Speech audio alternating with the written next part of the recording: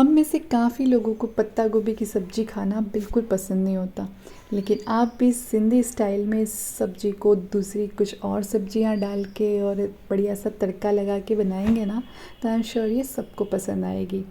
तो यहाँ पे मैंने ले लिया है 250 ग्राम कैबेज। उसे मैंने इस तरह से पतला पतला और लंबा कट कर लिया था।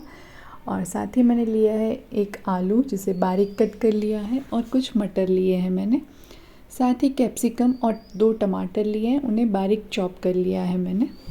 अब ना यहाँ पे एक कढ़ाई में 2 चम्मच तेल गरम कर लिया है।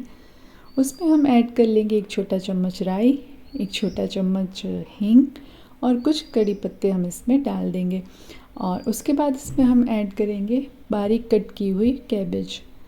तो अच्छे से इसे 2-3 बार पानी से वॉश कर लिया था मैंने। और उसके बाद यहाँ पे मैं ऐड कर रही हूँ आलू और मटर। साथ ही हम यहाँ पे बाकी सब्जियाँ जो कि है कैप्सिकम और टमाटर भी ऐड कर देंगे। अगर आपके पास सीज़न में गाजर अवेलेबल हो ना, तो वो भी आप ज़रूर से इसमें डालिएगा, बढ़िया लगती है। अब मसाले जो कि है हल्दी, लाल मिर्च का पाउडर और स्वाद के अनुसार नमक इसमें डाल के सारी सब्जियों को अच्छे से हमें मिक्स कर लेना है।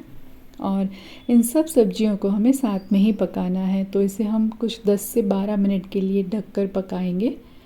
और बस मिनटों में ये हमारी डिलीशियस सी सब्ज़ी देखिए बनके तैयार है।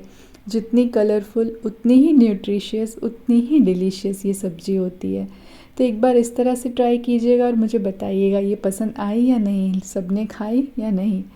मैं मिलती हूँ आपसे एक और बढ़िया रेसिपी के साथ जल्द ही। तब तक के लिए बाय बाय।